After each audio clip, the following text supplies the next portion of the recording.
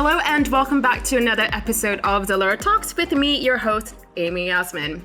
Now, as always, I hope you're all doing very well from wherever it is you're tuning in from. But anyways, as you know, here in Malaysia, things are finally starting to go back up again. Being stuck at home for the past 4 months, I kind of forgot how it's like to go back into the real world. Anyways, last week, as I went to the groceries to do my groceries, I actually wore my shirt inside out. And the problem is that nobody actually came out to tell me. But that seems to be kind of like the norm. Like one day I'm wearing my t-shirt inside out. Another day I'm wearing my pants inside out because I've been stuck at home wearing just sweatpants, right? In the spirit of all things going wrong, in this episode, we've decided to string along two super fabulous women to talk all things fashion faux pas being me. But they're fabulous, and potentially take a jab at my shortcomings. I mean, if we're going to be talking about fashion, then we might as well have some proper fun at it too, right?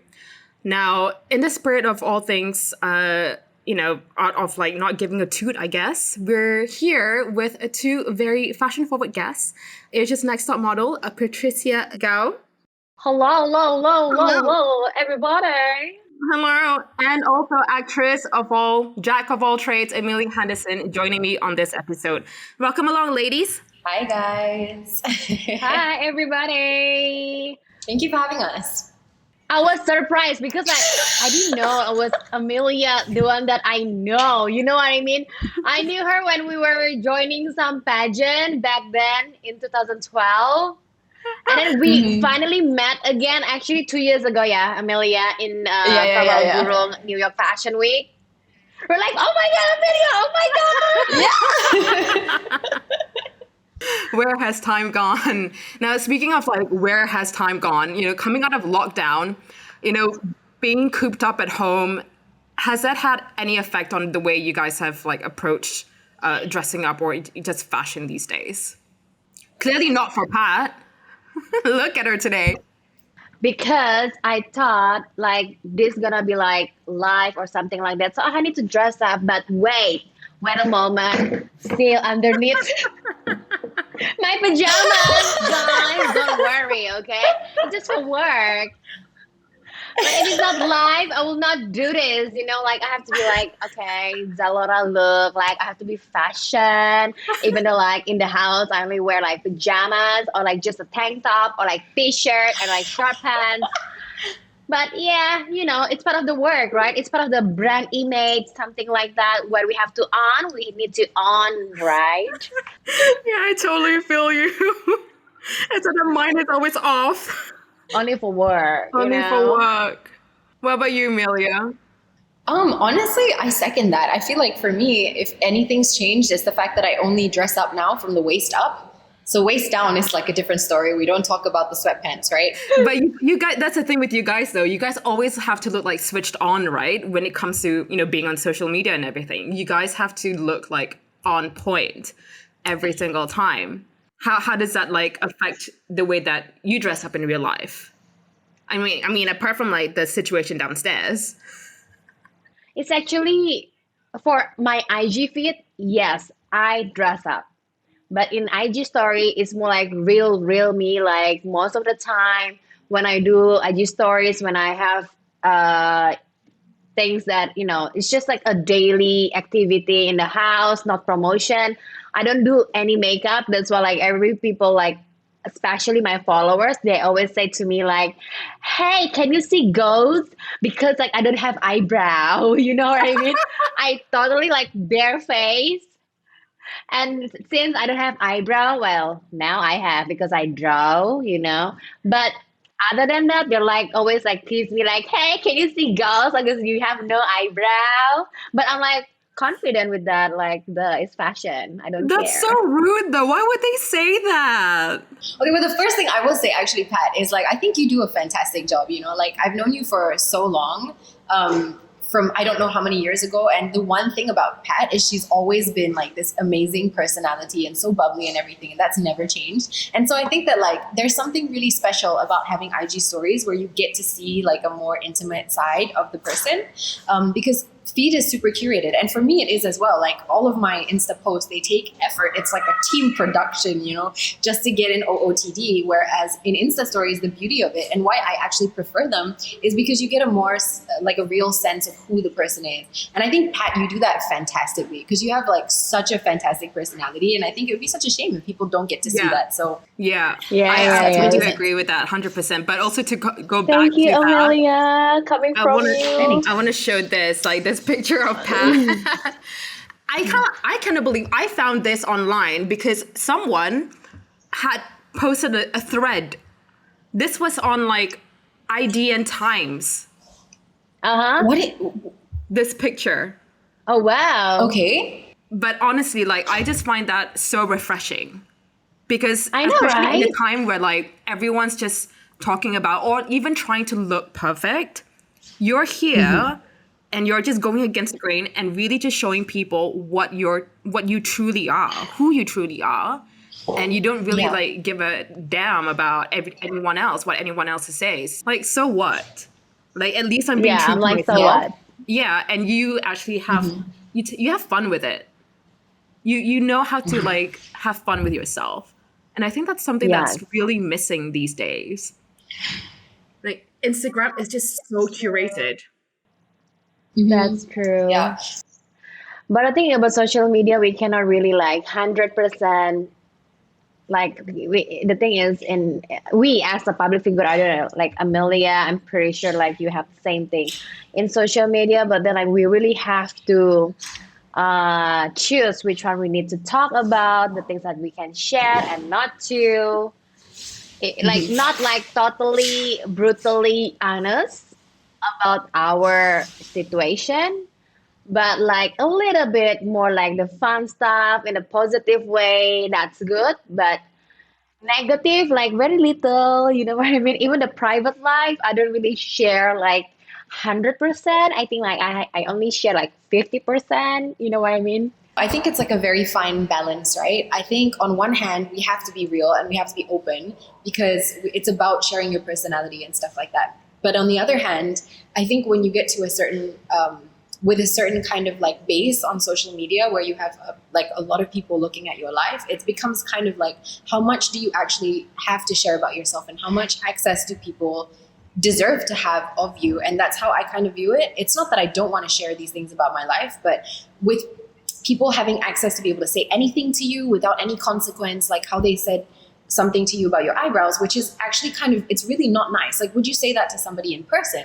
Probably not, because we all know how to be respectful of each other's spaces and stuff like that.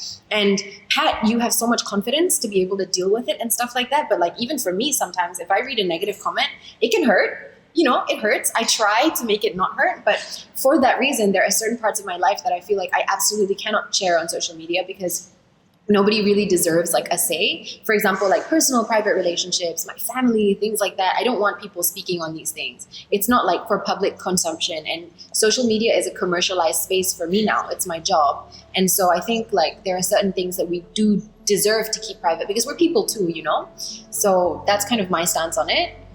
Do you feel like, being in the public eye for the both of you guys, you have to always like look a specific way or like rise up to a specific like standard or social perception?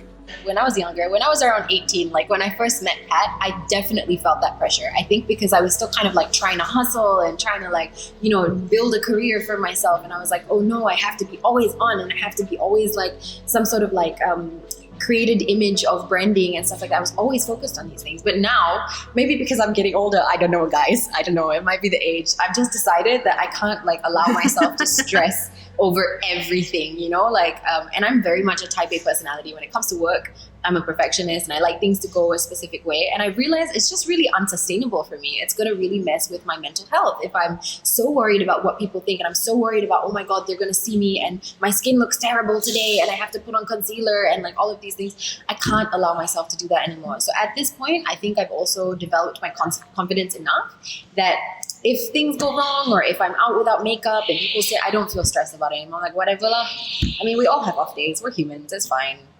Right?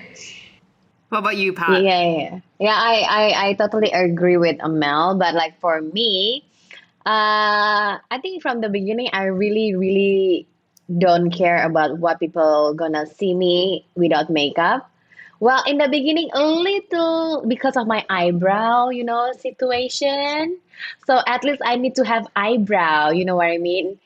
And for me to I think the past 4 years, then I really like, okay, it's okay if you see me without my eyebrow because I went to what is it called? The eyebrow thing. The embroidery, the Like Yeah, embroidery the thing. the embroidery. embroidery Yes, stuff. I was like really bad embroidery. Yes, it was really bad, and I did laser 3 times. It takes me like 2 years to grow back my eyebrow. Before, like my eyebrow is perfect, but like girl, we just want to be instant. But the fact that I Yeah. was like, I got it really bad. So I'm like, I think, okay, I accept myself, I accept my eyebrow, I accept to see my face on the mirror, and then I tell to my followers, I share about my experience. Then I realized that there's so many people having the same problem as me, not from the embroidery, but like Amy probably like we don't have so much eyebrow. So I'm like, I felt that ever since that, people think that I'm more relate to them.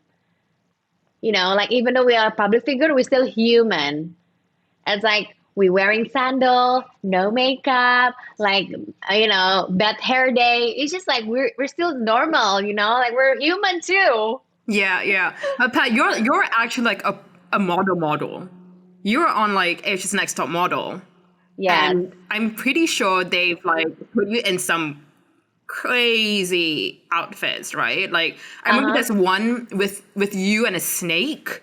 Like you're not like these weird or like really kind of over the top looks are nothing strange to you. But Okay. tell us how that worked. Okay, the snake photos is at Indonesia's Next Top Model. I was the judge last year. I was the judge, and then that was not my episode. But I went to on set. I just want to feel it, and I want to try, so then I can comment to the contestant. I am the mentor. I have to show them that if I can, means you can. Yeah. Yeah. What was the craziest outfit like? And this is coming from a former fashion editor as well, right? Because back then when I was working in a magazine, I would put like my models in like the weirdest outfits, and I feel really, really like sorry for them. And until now, like I do feel sorry for models because they do have to wear the weirdest things, or like they have to sort of convey this vision that not many people would understand. Now, how do you take that, and how do you even like overcome that? Wow, that's a good question. It makes me like uh think about Think, the old days, yeah. But for me, that is my job. How to make these weird clothes to be nice. yeah, But it depends. Even though I hate it, I have to eat it because they pay me. That's my job as a model. For me, that is a very bad design, but for the designer, this is like my masterpiece. So I have to respect them. yeah, I don't want to complain because I study fashion business yeah, and I do like design before and then I have to production and everything. I know the process is really, really hard, very long. And I just understand in the designer perspective and I understand from my model perspective. So I always meet in between. So what I do is I will give feedback to the designer. It sounds crazy, right? Model giving feedback to the designers. Yes, I do. I do. But the fun fact is most of my friend is not a model, but designer. I think I'm being honest, but in a respect way to them. It depends how you talk to them and deliver the message. It's like, hey, I think next time you can do better in this way, yeah. something like that. Because like when I'm wearing it, it hurts, and I don't want your customer feel that way, something like that. So, you know, in a business way as well, so don't make them hurt, something like that. Yeah. What about you, Amelia? So unlike Pat, I am not a model. I tried. I was too short and I didn't have the right body type. but I still do kind of like a little bit of modeling, but it's more of like social media kind of stuff for marketing rather than it is for like catalog or editorial. So I think my kind of approach to it is a little bit different. When I first started again in the industry, around the time that I first met Pat, I was hosting for Kuala Lumpur Fashion Week. And so I did that for like several years before I kind of moved on to a different kind of thing and I started doing acting and stuff, right? But during the time that I was at KL Fashion Week, I did have to wear a lot of crazy outfits and stuff like that. But my dream was always to be a catwalk model. So I never thought of it from like the perspective of, oh dear, this outfit. I was just like, oh my God, just give me the outfit. I want to wear it. I want to walk too, right? So I've never really, I would say, had that experience, maybe more for like photo shoots and stuff like that. I have had to wear some weird stuff. But at the same time, I think echoing what Pat said, it's all about professionalism and kind of showing up to the job. So you've agreed to be in this situation. And also, I think for me, it's always been a question of like just being grateful to have the opportunity to even be involved in this project. I'm like, this is so cool. I get the privilege of wearing this outfit before it's even sold to the public. And now I gotta make it. I gotta make it work, like I gotta do what I gotta do. Speaking of opportunities, you guys had the opportunity of going to fashion weeks, like big ones, yeah? Like New York Fashion Week. I think the ones that you guys went to, coincidentally, the both of you were there at the same time, New York, like 2 years ago. What was that experience like? So we got invited by, that's how we met in Prabal Gurung fashion show. Mm-hmm. And yeah, it's one of the blessing because like, come on, it's Prabal. Yeah. And it's New York Fashion Week.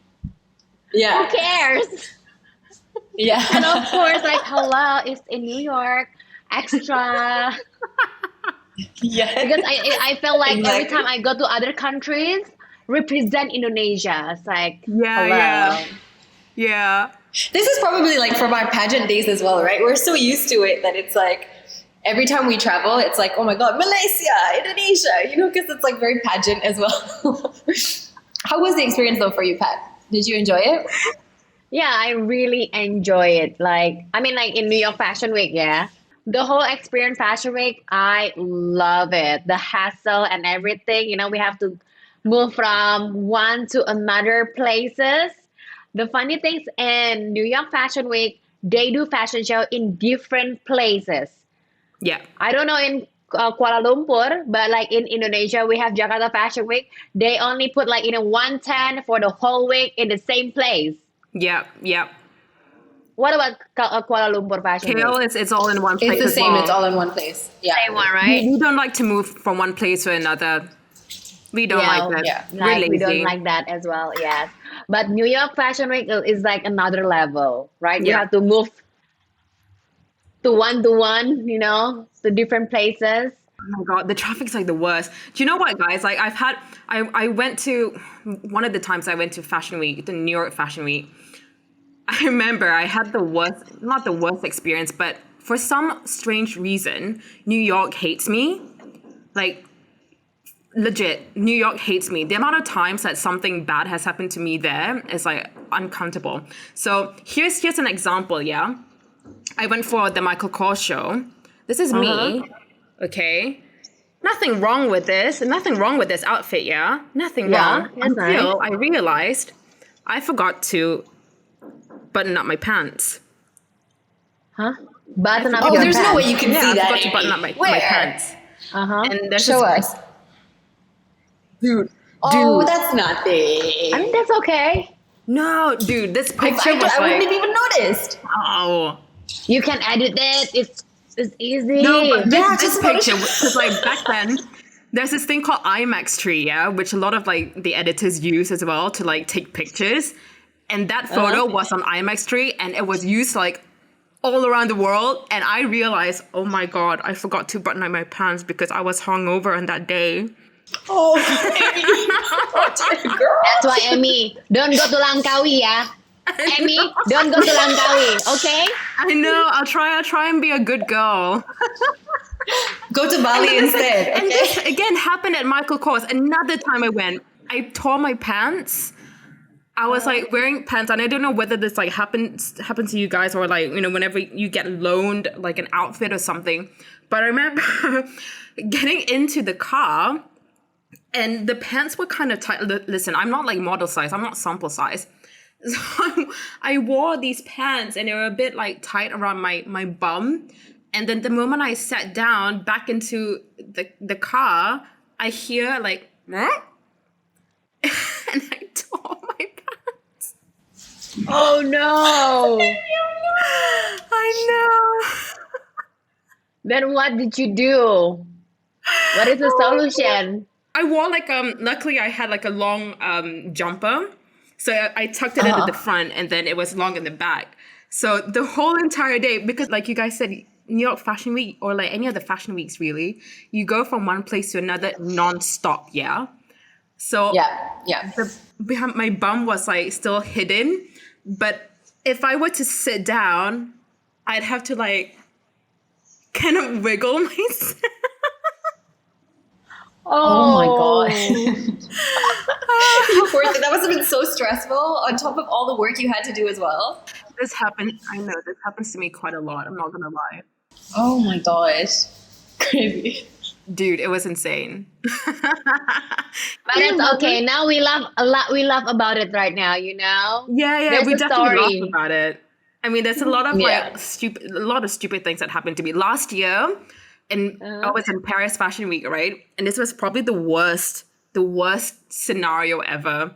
Like, I was supposed to go for an interview with Christian Louboutin, and I was like, normal outfit, just jeans and heels, for God's sakes. Nothing wrong with it, yeah? But the idiot, like okay, not so smart. My heels got caught in a carpet tassel, and I had coffee and a croissant in my hand. Oh no. And I tripped over the carpet, and then I spilled coffee on myself. Oh no. Wow. Can you do like slow-mo with that? Is there any video of that? Yeah, is there there's footage? no Yeah. slow-mo. No. But guys, it was so bad. Like, I didn't even get to see Christian Louboutin. I missed the interview, Because of- and then I had to do like a phone interview instead. And he was like, "Oh, so you're the girl that fell and couldn't meet me?" And I'm like, "Yes." At least Do you you know what? remember. That's you. actually, At least you remember. that is an you. iconic story. I was just gonna say, he's never gonna forget you. Have you guys ever had such embarrassing stories though, like that?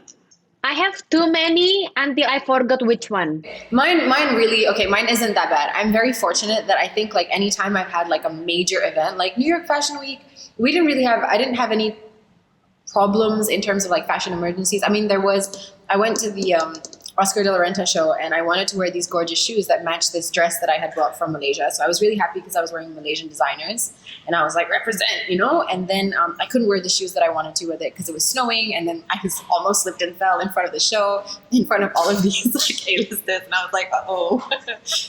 That was one thing. But I think the worst thing that comes to my mind is I was actually in Malaysia, and I was attending an event. It was kind of similar story to you. I think I just had like too much lunch or something, right? So I was wearing a crop top and like pants, and I just breathed incorrectly, and the zip kind of exploded. But the issue is there was no like buckle or anything holding the crop top together. So the whole thing just kind of exploded. And then the ladies were out. It was just like a mess. But like I caught it and nobody really saw it. But I was with my I was with my manager at the time, who was a guy. And so my crop top had exploded, and he was walking around holding it together with me. So we were like almost like connected, because he couldn't let go of my top. And it must have looked really strange because this man is just like leading me around by my broken crop top. And then the event was over. Wow. And yeah, it was pretty bad. Wow. Okay. I think I don't have any like really in a fashion show. Like I don't have like any like horrific or like embarrassing fashion experience, but you know, because I do a lot of things, like funny things in the fashion show, so I just don't feel in that. But maybe I can flashback when I was in a fashion school. I went for fashion business at LaSalle.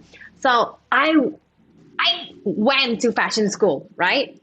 I wasn't very educated in about the world of fashion, and I couldn't even pronounce the Yves Saint Laurent, like Christian Louboutin. I don't even like what is Christian Louboutin?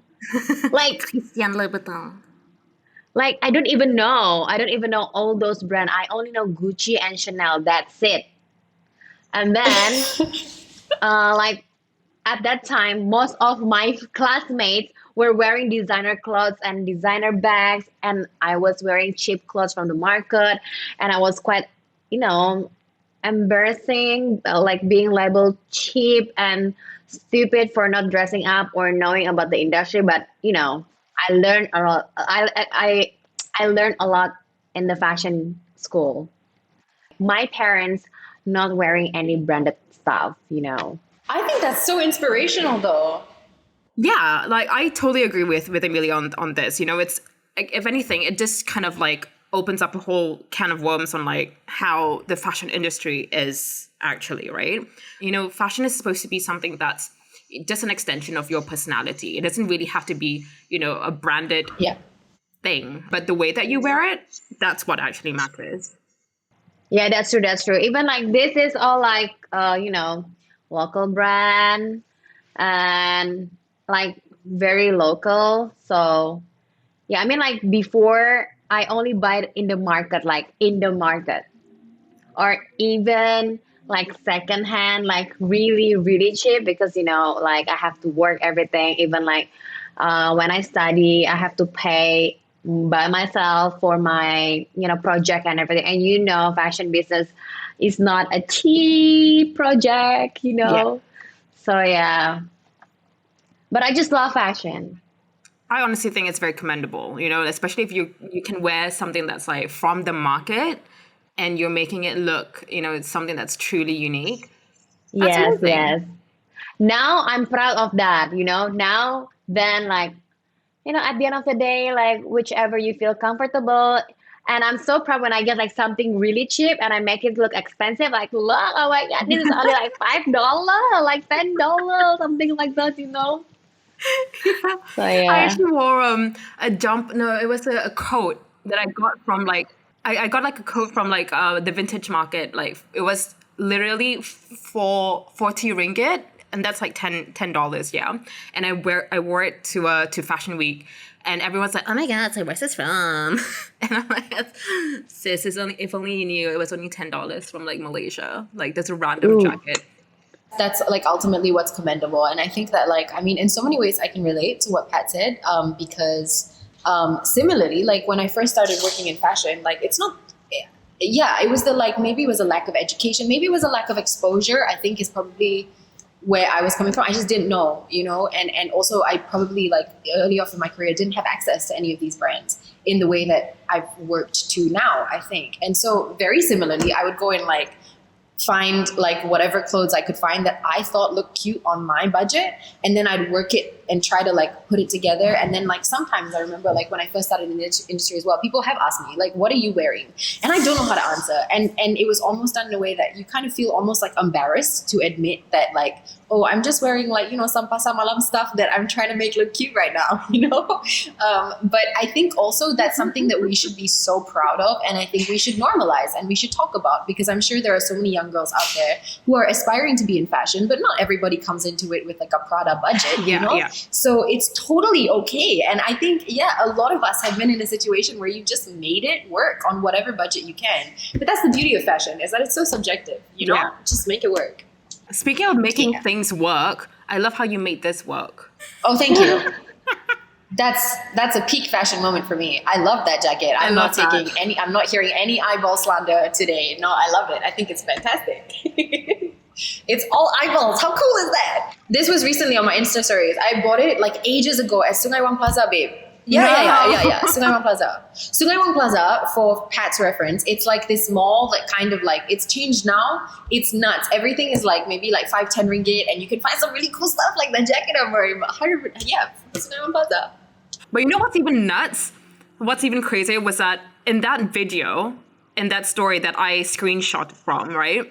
You were like doing this mashup of some, I don't know, like Dr. Dre. Was it Dre? I think that might have been the Kanye West Homecoming remix I did. And you actually rap. And I never knew this about you. Like, the longest time I've known you, I have no idea that you rap.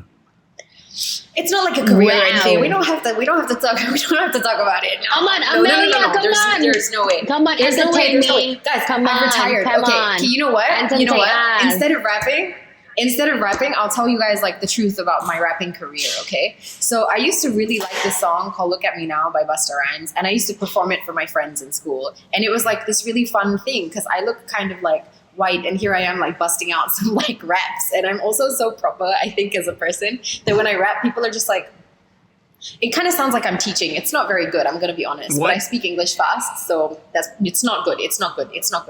So then I decided to post it on Instagram because my manager was like, just do it lah. Like, you're not gonna lose anything, like whatever. And then it went viral. And then I started getting invited to go and rap at places. And I'm like, whoa. I'm not a rapper. I only know how to rap this one song. Let's not get carried away and create a career that I'm not ready for. And so now every time someone tells me to rap, I'm like, I should have never posted this video because it's too much pressure and I don't know how to handle. Why?